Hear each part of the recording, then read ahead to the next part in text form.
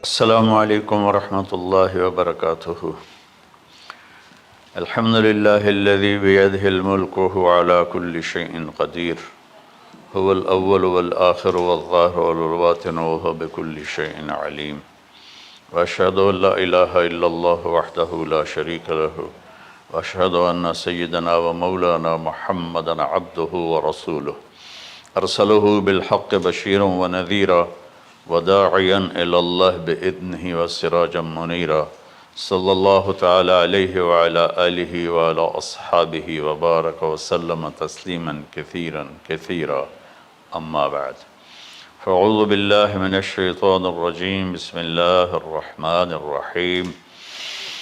ان ابراہیم کان امۃ قانتا حنیفا للہ ولم یک من المشرکین شاکرا لانعمہ اجتباہ وہداہ الی صراط مستقیم، ثم اوحینا الیک ان اتبع ملۃ ابراہیم۔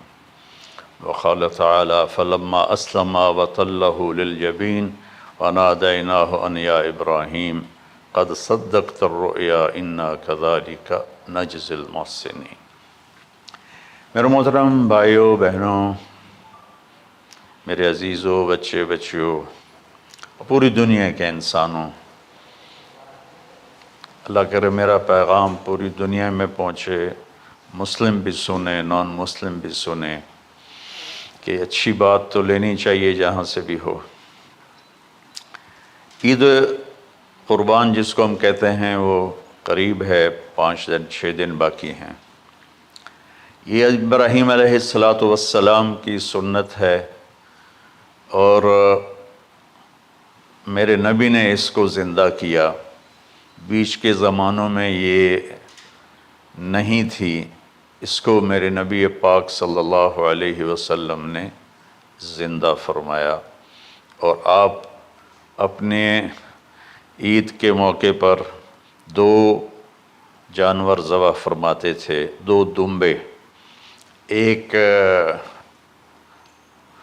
امت کے لیے اور ایک اپنے لیے۔ سبحان، ایک امت کے لیے ایک اپنے لیے۔ ابراہیم علیہ السلام سے یہ سلسلہ کیسے شروع ہوا؟ ابراہیم علیہ السلام کون ہیں، ان کی ہستی کیا ہے؟ ابراہیم علیہ السلام وہ نبی ہیں جن پر ساری امتوں کا اتفاق ہے۔ یہود بھی ابراہیم علیہ السلام کو کہتے ہیں ہمارے ہیں، عیسائی بھی ابراہیم علیہ السلام کو کہتے ہیں ہمارے ہیں، مسلمان بھی ابراہیم علیہ السلام کو کہتے ہیں ہمارے ہیں۔ آگے پھر یہود موسیٰ علیہ السلام پر رک جاتے ہیں اور عیسیٰ علیہ السلام کا انکار کرتے ہیں، عیسائی عیسیٰ علیہ السلام پر رک جاتے ہیں اور محمد مصطفیٰ صلی اللہ علیہ وسلم کا انکار کرتے ہیں۔ ان ابراہیم لأواہ حلیم، ان ابراہیم لأواہ حلیم، ابراہیم بہت مہربان، رونے دھونے والے تھے، اور ابراہیم کا مطلب بھی ہے مہربان باپ، مہربان باپ۔ ابراہیم علیہ السلام کی کہانی تو بہت لمبی ہے، اسے سنانے کے نہ مجھے سکت ہے، اور نہ ہی آگے جو ہم کاسٹ کرتے ہیں اس میں اتنی ہمت ہوتی ہے، تو ہم شروع ہی کرتے ہیں کہ ابراہیم علیہ السلام سے اللہ نے اپنے بچے کی قربانی کیسے لی، پیچھے سارے واقعات کو چھوڑ کر۔ ابراہیم علیہ السلام کو جب آگ میں ڈالا گیا اور اللہ تعالیٰ نے ان کو آگ سے زندہ سلامت باہر نکالا، تو پھر انہوں نے ہجرت فرمائی اور مصر گئے۔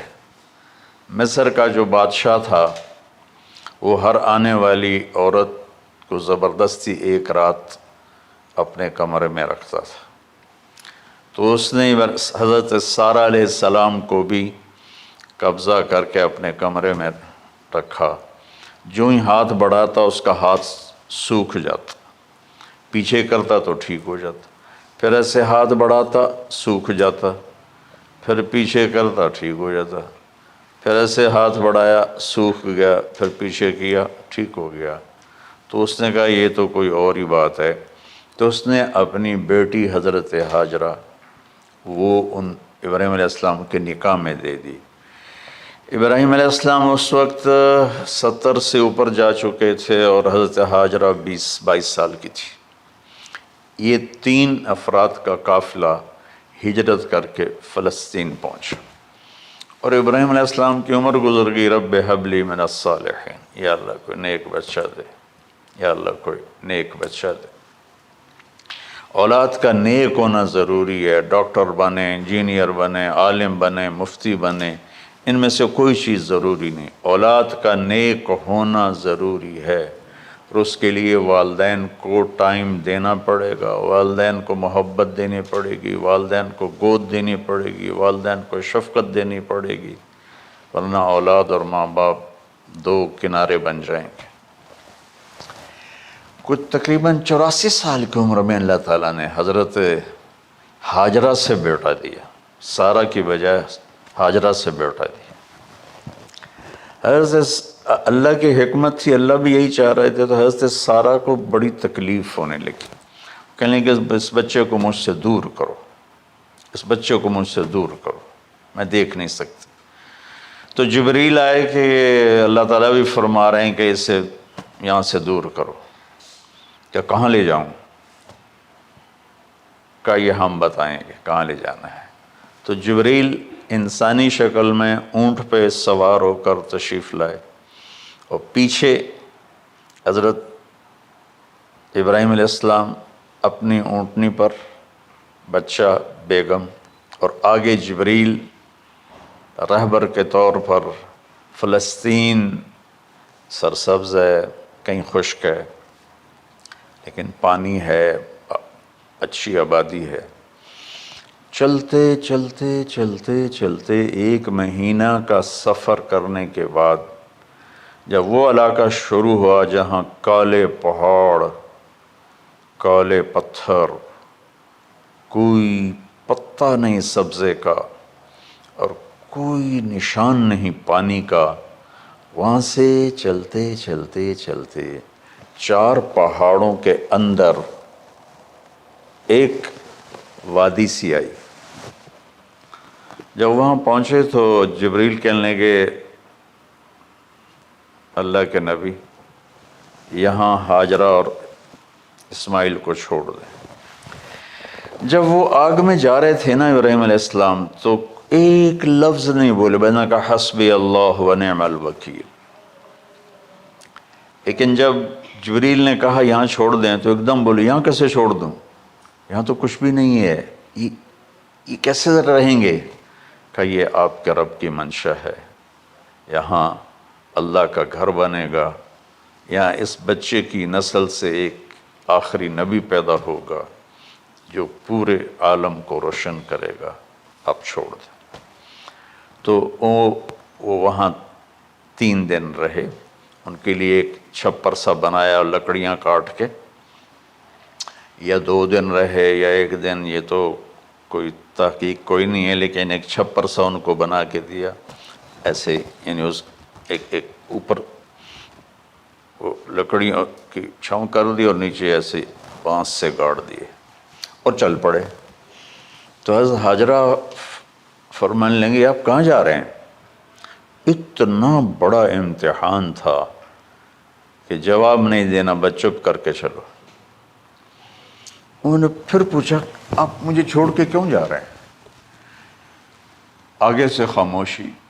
چلتے چلتے 3 میل تک وہ اس طرح چلی۔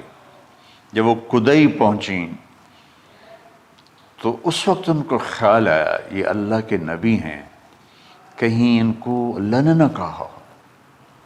تو ان کا اللہ امرک، کیا آپ کو اللہ نے کہا کہ مجھے چھوڑ دیں؟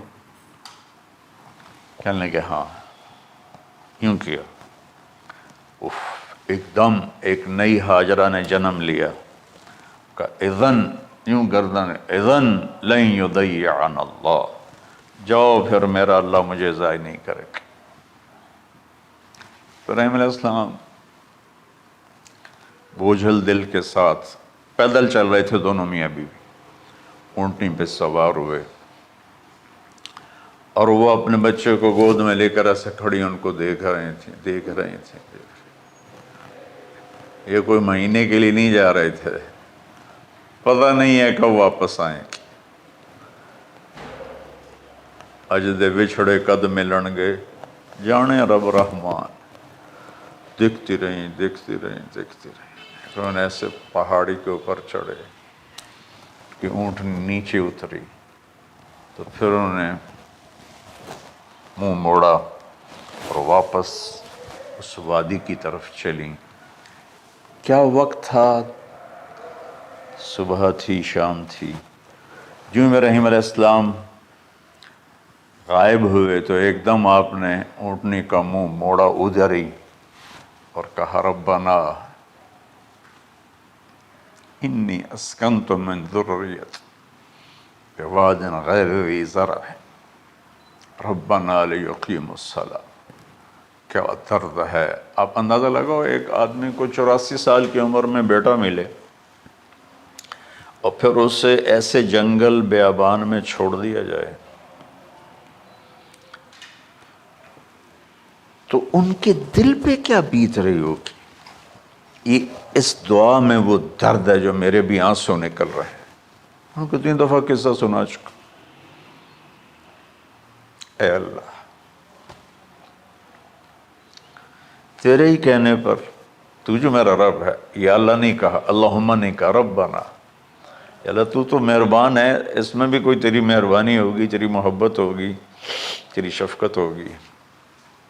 انی اسکنت من ذریت، میں نے چھوڑ دیا اپنی اولاد کو، یا اللہ میں نے وہاں چھوڑا جہاں نہ پتہ ہے، نہ دانہ ہے، نہ پانی ہے، تو جان اور یہ جانے۔ اس درد بھری دعا نے عرش کو بھی ہلا دیا تھا، اور آپ نے منہ موڑا۔ اس باپ کو سوچو جو ہر قدم پہ اپنے معصوم بچے سے دور ہو رہا ہے، اور اس ماں کو سوچو جو ہر قدم پہ اپنے خامن سے دور ہو رہی ہے۔ ابراہیم کی منزل تو آگے گھر ہے، 2 بیویاں اور ہیں، ادھر تو پتھروں کے ساتھ دوستی ہے۔ جب ہاجر، میں ایک دفعہ میں ایسے سوچ میں بیٹھا، میں اتنا رویا۔ میں نے کہا جب وہ ہماری ماں ہاجرہ وہاں اکیلی بیٹھی ہوگی، وہ چاروں طرف اونچے اونچے پہاڑ تھے، اور اندر بیٹھنے والے کو باہر کا پتہ نہیں، باہر والے کو اندر کا پتہ نہیں۔ تو شام ڈھلی ہوگی تو اندھیری رات نے کیا ظلم ڈھایا ہوگا، کالے پہاڑوں کا اندھیرا، اندھیری رات کا اندھیرا۔ تارے بھی حیران ہوں گے، یہ کون بی بی بیٹھی ہوئی ہے۔ ستارے روزانہ ہی نکلتے تھے، لیکن آج وہ ایک نیا تماشا دیکھ رہے ہیں کہ ایک معصوم شہزادی ایک معصوم بچے کو گود میں لے کے بیٹھی ہے، کون اسے یہاں چھوڑے۔ چاندنی رات ہی تو چاند بھی حیران ہو رہا ہوگا، یہ کیا ہو رہا ہے، یہ کیا ہو رہا ہے، یہ کیا ہو رہا ہے۔ اور وہ تنہا جان آسمان کو دیکھتی ہوگی، یا اللہ یہ میرے ساتھ کیا ہوگی۔ وہ رات کیسی، پہلی رات کیسی گزری ہوگی حضرت ہاجرہ پر۔ یہ ہمارے تبلیغ والے 3 دن کے لیے جاتے ہیں، بیویاں شور مچا دیتی ہیں، چھوڑ کے جاندے پہ وہ، چھوڑ کے جاندے پہ۔ اس ہاجرہ کو سوچو جس پر اندھیری رات تھی، اور اسے کچھ پتہ نہیں تھا میرے ساتھ کیا ہونے والا ہے۔ جب دن چڑھا تو سورج نے دیکھ کر اس کی آنکھیں پھٹ گئیں کہ یہ کیا ہے۔ وہ تو کسی پہ رحم نہیں کرتا، اس کی آگ نے پتھروں کو تپایا، میری ماں ہاجرہ کے چھپر کو تپایا اور تڑپا کے رکھ دیا۔ ایک چھوٹا سی مشکیزہ تھا پانی کا، اس سے گھونٹ گھونٹ پی کے ان کے منہ میں بھی ڈال رہی تھی۔ اس مشکیزے پر 3 دن گزرے، پانی ختم ہو گیا۔ ہم 92 کے حج میں پھنس گئے مزدلفہ سے پہلے تو ہماری بس میں پانی کوئی نہیں تھا. جو اس وقت ہمارا حال ہو، ہمیں پتہ تھا 2-4 گھنٹے کے بعد پانی ہے، لیکن جو اس وقت بچے بھی تھے، چیخ و پکار تھی. ہاجرہ کی چیخیں کون سن رہا تھا؟ اور ادھر اسماعیل کی دھاڑ دھاڑ شروع ہو گئی، پیاس کی وجہ سے، بھوک کی وجہ سے. بے بس ماں دیکھ رہی ہے، میں کیا کروں؟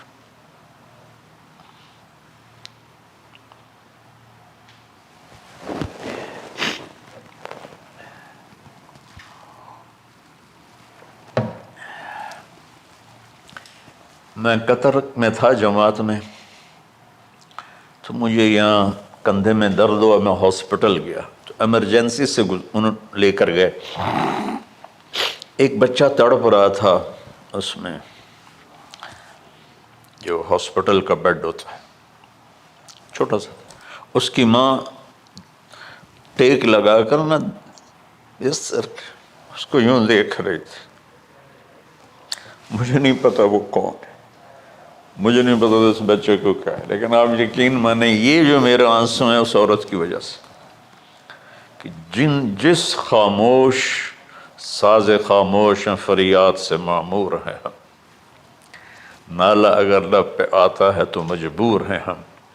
جس طرح وہ ماں ساز خاموش تھی اور اس کے چہرے پر درد پکار رہا تھا، میں صرف ایسے گزرتے گزرتے اس کو دیکھا اور میں آج رو رہا ہوں 15 سال کا قصہ یاد کر کے.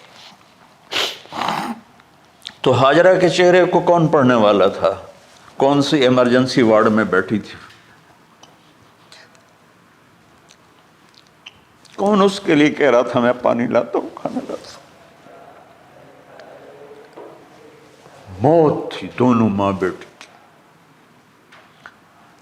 تو یہ بے قراری میں صفا مروہ کی دوڑ لگائی. انہیں پتا تھا کچھ نہیں ہے.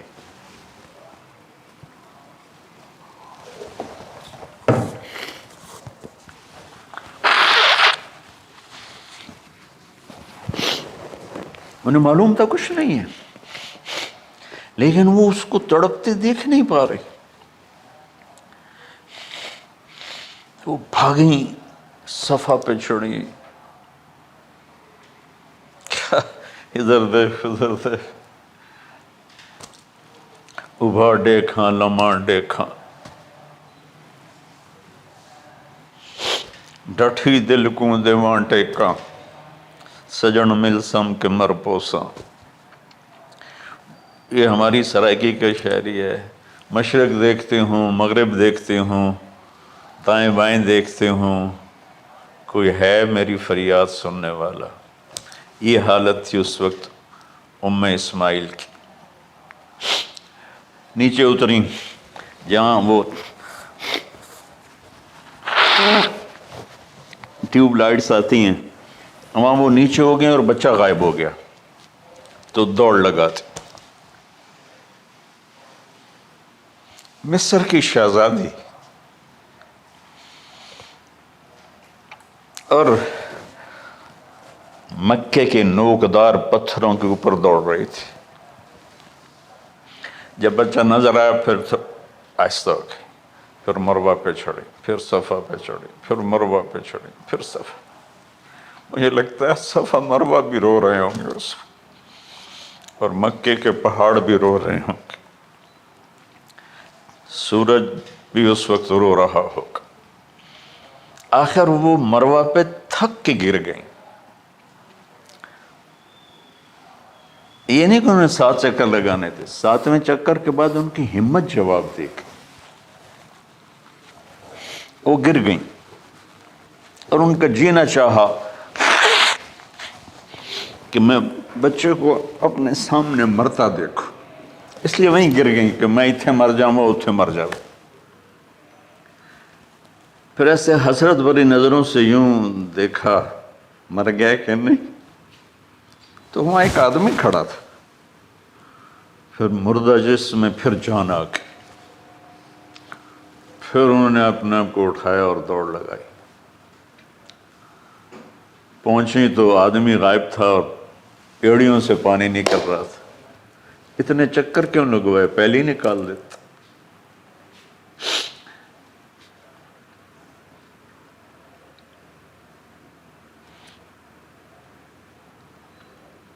عاشق ہوں میں عشق کماں میں، دل رکھیں وانگ پہاڑاں ہو،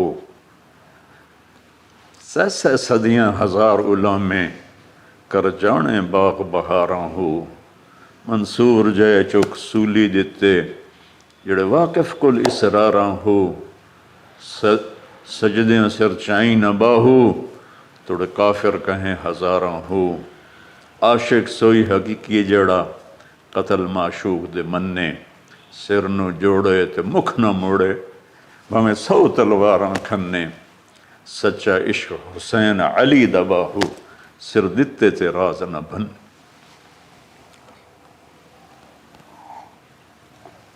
کوئی ابراہیم کا گلہ نہیں، شکوہ نہیں۔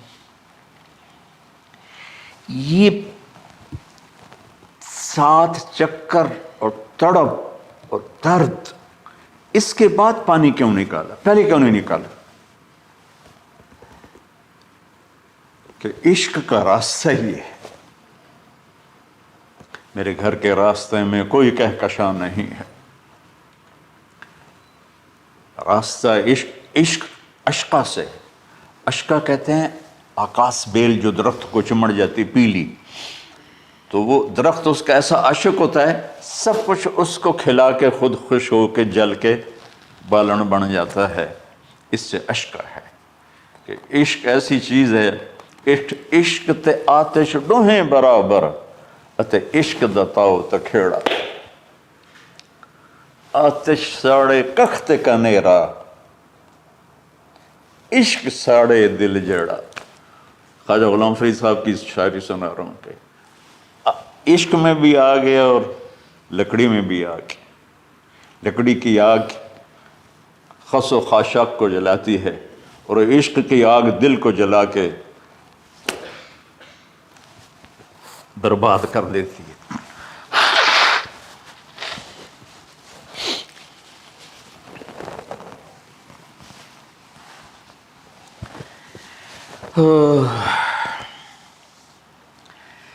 یہ دنیا میرے بھائی بہنوں امتحان کی جگہ ہے، ہم اسے جنت بنانا چاہتے ہیں، ہم یہاں اپنی مرضیاں پوری کرنا چاہتے ہیں۔ اللہ کی قسم، اللہ کی قسم، اللہ کی قسم، جس نے اپنی مرضی پہ چلنا شروع کیا وہ تباہ ہو گیا، جو اللہ رسول کی غلامی کے دائرے میں آیا وہ کامیاب ہو گیا۔ دیکھا تو پانی ابل رہا ہے، ابل رہا ہے، ابل رہا ہے، فوارے مار رہا ہے۔ تو اس وقت عبرانی لینگویج تھی تو ان کا زمزم زمزم، ٹھہر جا ٹھہر جا ٹھہر جا۔ وہ نیچے زور، اللہ کو بھی یہی منظور تھا، وہ نیچے زور۔ میرے نبی نے فرمایا اگر میری ماں زمزم نہ کہتی تو پورے عرب کو یہ پانی سیراب کر دیتا۔ اور آپ حیران ہوں گے، آج کل تو بہت زیادہ ایڈوانس ہے سائنس، تو سعودی گورنمنٹ نے کہ یہ اس کا سورس کیا ہے، یہ پانی کہاں سے آ رہا ہے، طائف تک ساری زمین کو کھنگالا، کوئی اس کا پیچھے سے لنک نہیں ہے۔ کہیں چشمہ ہوتا ہے نا تو پیچھے لنک ہوتا ہے، کہیں سے پانی نکل ہوتا ہے پیچھے سے لنک ہوتا ہے۔ زمزم کا کوئی لنک نہیں۔ جو ہی موٹر چلاتے ہیں تو 8-9 جھرنے ہیں سوراخ، وہاں سے پانی ابل ابل کے آنا شروع ہو جاتا، اور جو ہی موٹر بند کرتے تو وہ جھرنوں کا پانی بند ہو جاتا۔ اس میں نہ مچھر ہے، نہ اس میں کوئی کیڑا ہے، نہ کوئی مکوڑا ہے، پاک صاف پانی، زمزم زمزم۔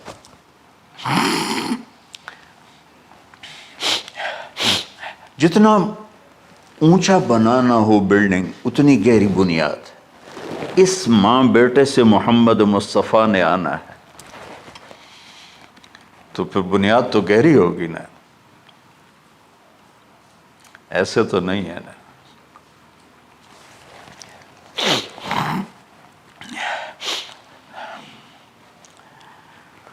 تو چونکہ محمد مصطفیٰ صلی اللہ علیہ وسلم کو اس بچے اور اس ماں سے اللہ نے وجود دینا، پیچھے ابراہیم والد ہیں دینا، ابراہیم علیہ السلام کی نسل میں 4000 انبیاء آئے، بنو اسرائیل میں 4000 اور حضرت اسماعیل علیہ السلام کا ایک ہی جو 1.25 لاکھ پہ بھاری نہیں ہے بلکہ کل کائنات پہ بھاری ہے اللہ کے بعد۔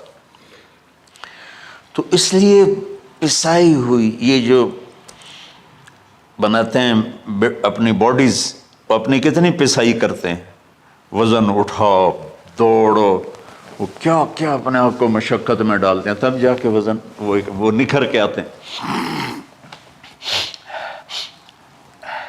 یہاں کوئی آبادی نہیں تھی، یمن سے لوگ جاتے تھے شام تجارت کے لیے، تو قبیلہ جرہم کا گزر تھا، پانی نہیں تھا، تو وہ پانی کی تلاش میں تھے، انہوں نے پرندے دیکھے، وہ کہنے کہ پرندے تو پانی پر آتے ہیں، انہوں نے 2 آدمی بھیجے، آگے دیکھا ایک خاتون، ایک بچہ اور کنواں تو نہیں تھا، پانی چشمہ، تو وہ سارے آئے اور کہا کہ بہن ہم یہاں ٹھہر جائیں، کہ اب ٹھہرو لیکن پانی میرا، ان کا ٹھیک ہے پانی آپ کا ہے۔ تو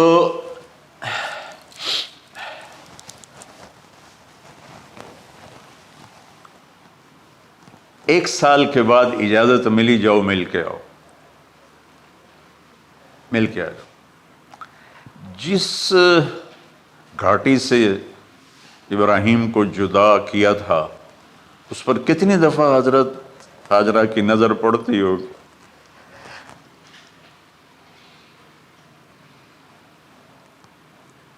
اگر آپ اس کو فیل کریں تو یہ قصہ بیان ہی نہیں ہو سکتا، بس رونا ہی پڑے گا۔ اور خاص طور پر آج کے دور میں جب کوئی اللہ کو کی ماننے کے لیے تیار ہی نہیں ہے، کوئی جہنم سے ڈرنے کے لیے تیار نہیں، کوئی جنت کی طلبگار نہیں۔ 1 سال کے بعد اونٹنی کا سر نظر آیا تو دل اچھل کے آسمان کو جا لگا کہ میری آنکھوں کی ٹھنڈک آ گئی، میرے سر کا سایہ آ گیا، میرے بیٹے کی چھاؤں آیا۔ وہ اونٹنی بٹھائی، کہا تشریف لائیے، کہنے لگے اترنے کا حکم نہیں ہے، صرف ملاقات۔ نہ آتے صبر آیا ہوا تھا، صبر توڑ کے پھر جا رہے ہیں، تو اف نہیں کی، آہ نہ کر لبوں کو سی، زخم پہ زخم کھا کے جی، اپنے جگر کا لہو پی، آہ نہ کر لبوں کو سی، عشق ہے دل لگی نہیں، سینے پہ تیر کھائے جا، آگے قدم بڑھائے جا، یعنی زبان حال سے کہہ دے اس کے ہاں ستائے جا۔ کوئی شکوہ گلا نہیں ہے، یہ کیا ملنا ہے، نہ آتے وہیں بیٹھے رہتے۔ کہنے لگے اچھا بچہ گود میں دے دو، سینے سے لگا پیار کی، بہتے آنسو بچے کے رخسار پہ گرے، بچوں کو پتہ نہیں کون ہے۔ کہنے لگی اجازت ہے آپ کا سر دھو دوں، منہ دھو دوں، پاؤں دھو دوں، ہاتھ دھو دوں، یہ پانی پاک ملا ہے، ٹھیک ہے واپس۔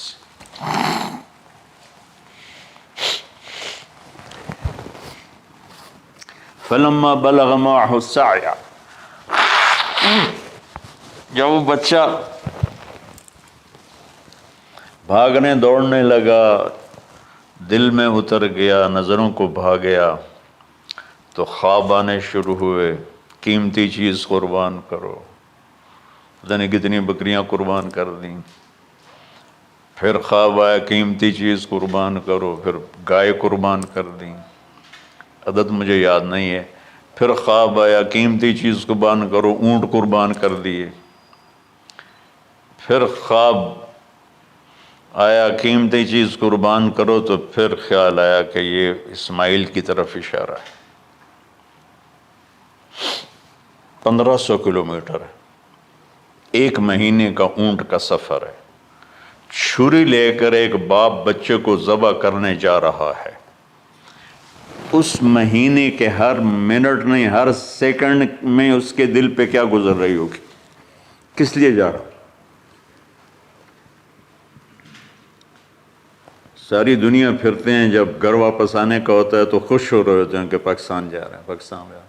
کتنی دفعہ اللہ نے دنیا پھرائی یہ، اور اس باپ کی عمر اب 92 سال ہو چکی، 92 سال مولانا صاحب،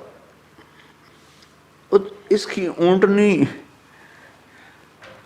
کے قدم کے ساتھ نہیں، ہر سیکنڈ کے ہر کروڑویں حصے میں ابراہیم کا دل پھٹتا ہوگا کہ اس معصوم بچے کو ذبح کیسے کروں۔ اللہ کی مان کے دکھا دی۔ اللہ نے تو ہمیں دین ہی آسان دیا ہے، ہم سے تو نہیں بچوں کی قربانی مانگی۔ ابو بکر صدیق رضی اللہ تعالیٰ عنہ نے فرمایا تھا، یا رسول اللہ، ایک آیت ہے جس میں کا مفہوم یہی ہے، اگر اللہ ہمیں کہتا نا بچے قربان کرو، ہم بھی چھریاں چلا دیتے۔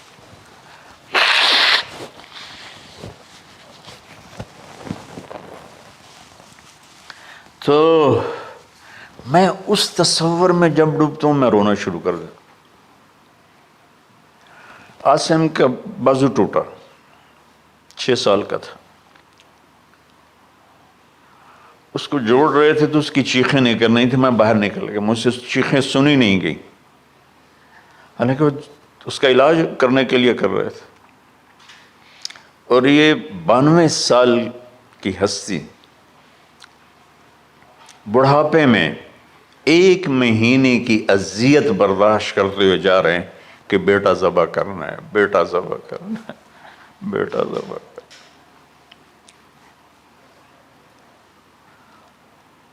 تو وہاں پہنچے تو اب اسماعیل نے جانا ہے کہ یہ ہیں میرے ابا۔ وہ کیسے لپٹے ہوں گے، کیسے چوما ہوگا، کیسے پیار کیا ہوگا، یہ بیوی کا آپس میں۔ مجھے نہیں پتا کہ کتنے عرصے بعد انہوں نے ایک قدم اٹھایا، لیکن کہا کہ بچوں کو تیار کرو، میں اس کو سیر کرانے لے جا رہا ہوں۔ بڑی خوش ہوئی، ماں بھی بچہ بھی اچھل رہا ہے، اور لے کے پہنچے جمرہ کبریٰ پر، وہ جو شیطان کو 3 جگہ مارتے ہیں تو آخری جگہ وہاں اس وقت ایک تنگ سی جگہ تھی پہاڑوں میں گھری ہوئی، وہاں پہنچے تو کہتے ہیں یا بنی انی، کوئی شک شبہ والی بات نہیں ہے، ارا فی المنام انی اذبحک، میں نے تمہیں ذبح کرنا ہی ہے، انی میں نے تمہیں ذبح کرنا ہے، فانظر ماذا تری، تیری رائے کیا ہے؟ قربان جاؤں اس ماں پہ جس نے 7-8 سال کے بچوں کو کیا تربیت دی۔ یا ابت افعل ما تؤمر، یعنی یا ابت افعل، بیچ میں کوئی حرف نہیں، کوئی عطف نہیں، یا ابت افعل بما تؤمر ستجدنی انشاء اللہ من الصابرین۔ اس عمر میں اپنی قربانی کو اللہ کے ساتھ جوڑا، ابا کرو آپ۔ یہ جب ماں اپنے بچے کو فوکس کر، آج کی مائیں، میں گلہ کرتا ہوں آپ کے والدین سے، میں گلہ کرتا ہوں، انہوں نے اپنی اولاد کو فوکس نہیں کیا، یہ اپنے دھندوں میں اتنا پھنسے ہوئے ہیں، اپنے کاموں میں، اس بدبخت یہ کیا فون ہے، کیا کہتے ہیں اس کو، اسمارٹ فون، سیمسنگ موبائل، اس میں اتنا گم ہو گئے ہیں کہ بچے اگنور ہو گئے ہیں۔ 3 سال کا بچہ سکول جا رہا ہے، اسے ماں کی گود چاہیے، اسے سکول بھیج رہے ہیں، وہ وہاں، میرے بچے کو ڈسلیکسیا تھا، اس کو عاصم کو، اس کو پڑھنا نہیں آتا تھا، ایک بیماری ہے، تو اس کی ٹیچریں مار مار مار اس کا حشر کر دیتی، میرا بچہ برباد کر دیا انہوں نے۔ وہ 6 سال کی عمر میں ڈپریشن کا شکار ہو۔ میں ماؤں سے کہتا ہوں بچوں کو ٹائم دو، تمہارا سرمایہ تمہاری اولاد ہے، اور اولاد ڈگری سے عزت نہیں ملتی، اولاد تمہاری نیک ہوگی تو وہ بلند بخت ہوں گی، عزت پائیں گی۔ پاکستان کو پڑھے لکھوں نے لوٹا ہے، ان پڑھوں نے نہیں لوٹا۔ ابا جی، بابا جی، آپ کریں نا، دیر کیوں کر رہے ہیں؟ ستجدنی انشاءاللہ من الصابرین، آپ دیکھیں گے میں آپ کی آزمائش پہ پورا اتروں گا اور اللہ کی آزمائش پر بھی پورا اتروں گا۔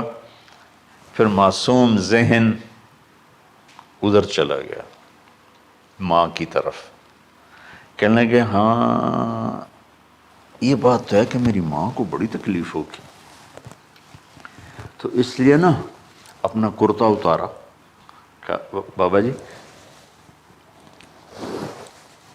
یہ کرتا آپ میری ماں کو دے دیں، وہ جب مجھے یاد کرے گی میرا کرتا دیکھ لے، اور آپ نے مجھے یہیں دفن کرنا ہے، ادھر نہیں لے جانا، اور آپ بھی احتیاط کریں، مجھے الٹا الٹائیں، طلّہ للجبین، میرا سر زمین پہ لگائیں، گردن نہیں، تاکہ آپ کو تکلیف نہ ہو مجھے دیکھ کر۔ اب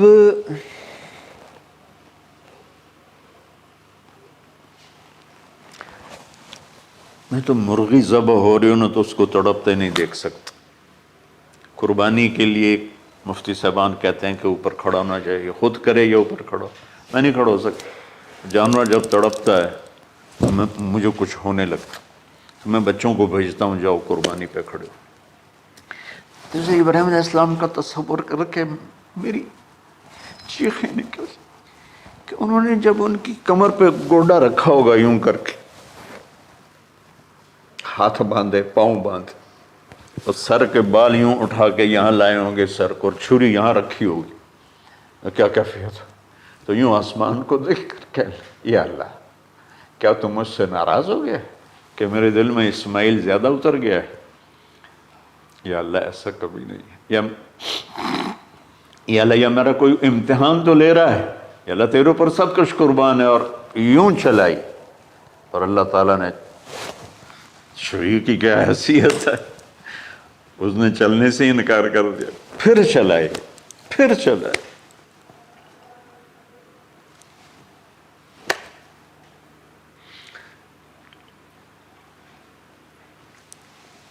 بعضی کتابوں میں ہے تو صحیح، لیکن روایت کی کتنی حیثیت ہے وہ تو مجھے نہیں پتا، لیکن چونکہ یہ ایک تاریخی چیز ہے کہی جا سکتی ہے۔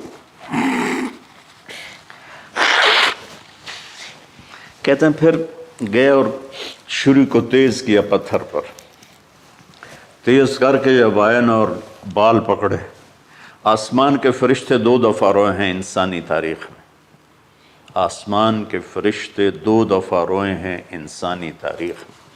ایک جب ابراہیم علیہ السلام نے ان کی کمر پہ اپنا گھٹنا رکھا کہ سر کے بال پکڑ اور چھری پکڑ کے یہ کہا یا اللہ تم مجھ سے ناراض ہو، تو آسمان کے فرشتوں کی چیخیں نکل گئی۔ اور ایک جب اللہ کے نبی کو طائف میں پتھر پڑے کہ اللہ من یشکو الیک ضعف قوتی، تو آسمان کے فرشتوں کی چیخیں نکل گئی۔ جب ہمارے نبی کو طائف والوں نے مارا اس پر، یہ 2 دفعہ آسمان کے سب فرشتے روئے۔ تو پھر اللہ نے کہا بس، نادیناہ ان یا ابراہیم قد صدقت الرؤیا انا کذلک نجزی المحسنین، ابراہیم تو پاس ہو گیا ہے۔ چھری چل گئی، اور آنکھوں پر تو پٹی تھی، چھری چل گئی، پٹی کھولی تو سامنے کبش تھا، دمبا اور اسماعیل اور جبریل کھڑے ہوئے تھے۔ اس جانور کی قربانی ایک علامت ہے، اس قربانی سے ایک پیغام ہے کہ اپنے غلط جذبات کو اللہ پر قربان کر دو۔ ہم سے اللہ نہیں کہہ رہا بچے قربان کرو، ہم سے کہہ رہا غلط جذبات قربان کرو۔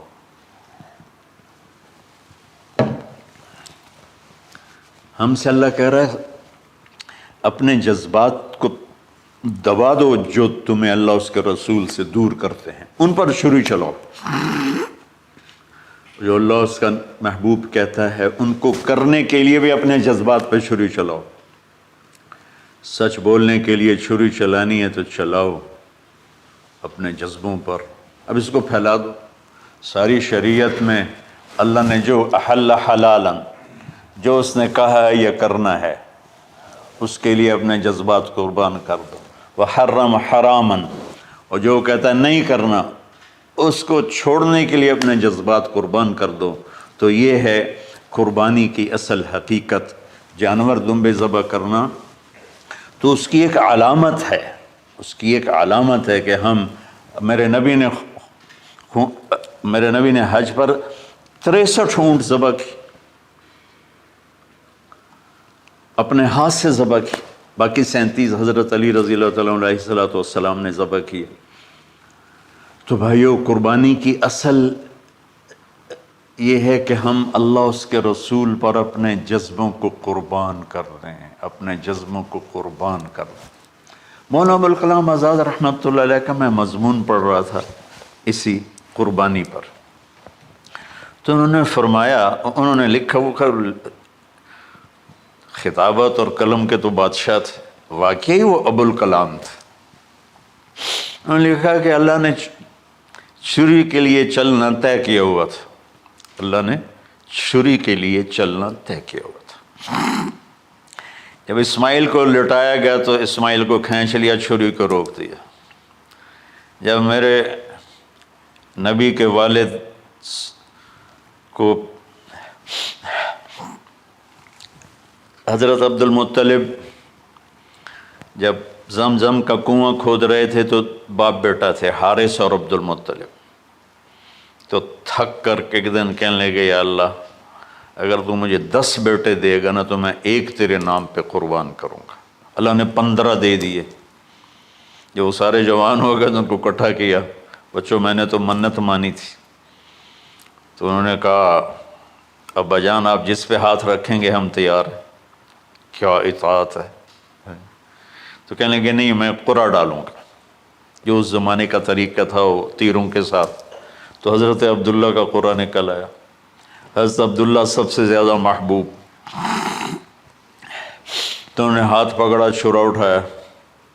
عمر بن عاص رضی اللہ عنہ کے والد عاص بن وائل ایک بہت بڑا کام کر گیا، وہ سامنے آ کے کھڑا ہو گیا. کہنے لگا یہ کام نہیں ہوگا. انہوں نے کہا یہ سردار کا بول ہے.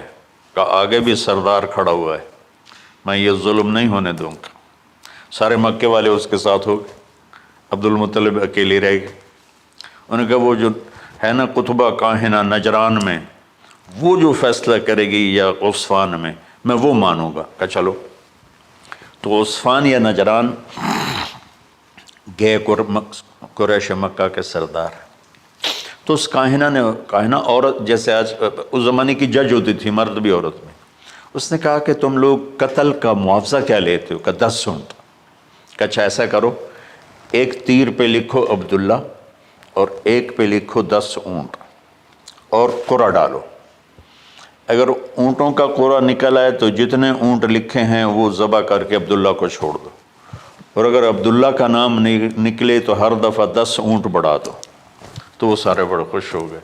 تو عبد المطلب نے احتیاطاً 100 اونٹ پہلے کھڑے کر لیے صفا کے ساتھ، اور حرم شریف میں اکٹھے ہو گئے. اور وہ جو تیروں سے کرتے تھے تو الانصاب غالباً اس کو کہتے ہیں، ایسا ہی ہے نا. ہاں. تو وہ 10 اونٹ عبداللہ، اس نے جو قرعہ اندازی میں والے جو پھینکا تو نکلا عبداللہ. تو وہ 10 اونٹ اس نے پہلے الگ کھڑے کیے تھے تو 20 کر دیے. پھر قرعہ ڈالا تو عبداللہ، پھر 10 اور کر کے 30 کر دیے. پھر قرعہ ڈالا تو عبداللہ، پھر 10 اور کی تو 40 ہو گئے. پھر قرعہ ڈالا تو عبداللہ تو 50 ہو گئے. پھر قرعہ ڈالا تو عبداللہ تو 60 ہو گئے. مکے والوں کی آنکھیں پھٹنے لگی، پسینے آنے لگے. پھر قرعہ ڈالا عبداللہ تو 70 ہو گئے، 80 ہو گئے. 90 جب ہوئے تو سب کی آنکھیں باہر نکل آئیں کہ اب پیچھے تو اونٹ ہی ختم ہو گئے. تو پھر قرعہ ڈالا 100 پر تو نکلا 100 اونٹ. تو سب نے نعرے لگائے. تو عبد المطلب کہنے لگے نہیں میں ایک دفعہ اور کروں گا. کیا تو پھر 100 اونٹ. پھر سب نے نعرے لگائے، کہا نہیں میں ایک دفعہ اور کروں گا. پھر کیا تو 100 اونٹ.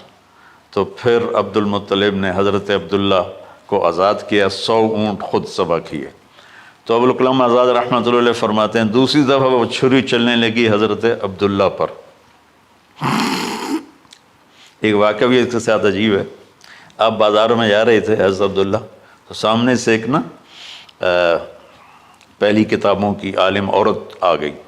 اس نے اسے دیکھا تو کہا عبداللہ تیری جان بچانے پہ 100 اونٹ ڈگے تھے نا؟ کہاں؟ کہ ایک رات میرے ساتھ گزار لے 100 اونٹ میں دوں گی۔ تو اس نے نور نبوت دیکھا یہاں، تو آپ نے کہا نہیں میں عزت دار ہوں، میں یہ کام تو نہیں کر سکتا۔ تو پھر فرمایا کہ اللہ نے اسماعیل کو نکالا، عبداللہ کو نکالا، لیکن چھری نے چلنا تھا۔ جب حسین کی باری آئی تو اللہ نے چھری کو کہا چلو، اور وہ کاٹتے چلی گئی۔ کیا جرم ہولی کی میرے نبی کی ساری نسل ذبح کی۔ کتنا کہا اذکرکم فی اہل بیت، اذکرکم فی اہل بیت، اذکرکم فی اہل بیت۔ صرف 60 سال بعد امت نے 89 سمیت 72 انسان ذبح کر دی، کہ جنازے بھی نہ پڑھنے تھے۔ اقبال نے کہا تھا نا قتل حسین اصل میں مرگ یزید ہے، اسلام زندہ ہوتا ہے ہر کربلا کے بعد۔ اللہ سے محبت کرو، اللہ کے نبی سے محبت کرو، اللہ کے نبی کے گھرانے سے محبت کرو، اللہ کے نبی کے صحابہ سے محبت کرو، اللہ کے نیک بندوں سے محبت کرو۔ عید قربان کا فلسفہ ہے اللہ اس کے رسول کی اطاعت پہ قربان ہو جانا۔ عید قربان کا فلسفہ ہے اللہ اس کے رسول کی اطاعت میں اپنے جذبات پہ چھری چلا دینا۔